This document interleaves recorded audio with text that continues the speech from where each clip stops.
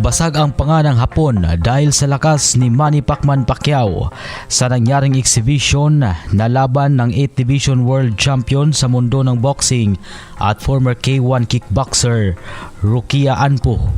At nagulat ang karamihan sa mga Hapon sa naging press conference ng Pacquiao-Anpo fight dahil nung natanong si Pacquiao kung ilan nga bang porsyento nitong kondisyon at handa, ay sinabi agad ng ating pambansang kamao Manny Pacquiao na 60% lang.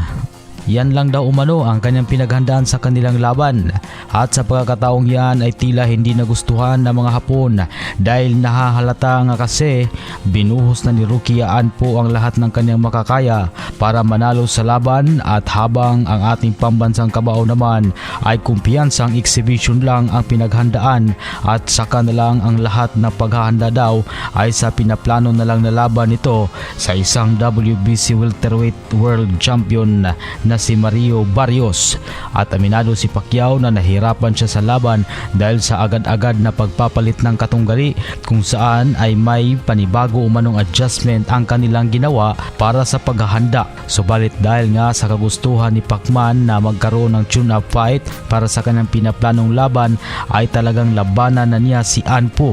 Nung natalo ang ating pambansang kamao mga kaboxball sa Cuban fighter na si Yordenis Ugas, ay sinabi talaga nitong si Pacman na ginawa niya talaga ang lahat ng kanyang makakaya para sa labang ito.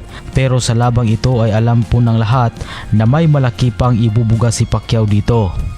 Ngunit kung ating pagbabasihan ngayon sa labang exhibition kontra Rukia Anpo ay parang may kaibahan na talagang dating lakas ni Pacman parang hindi na niya naipakita dahil nahihirapan siyang pasukin ang depensa ni Rukia Anpo at madalas pa siyang matamaan ng mga solid punches ni Anpo.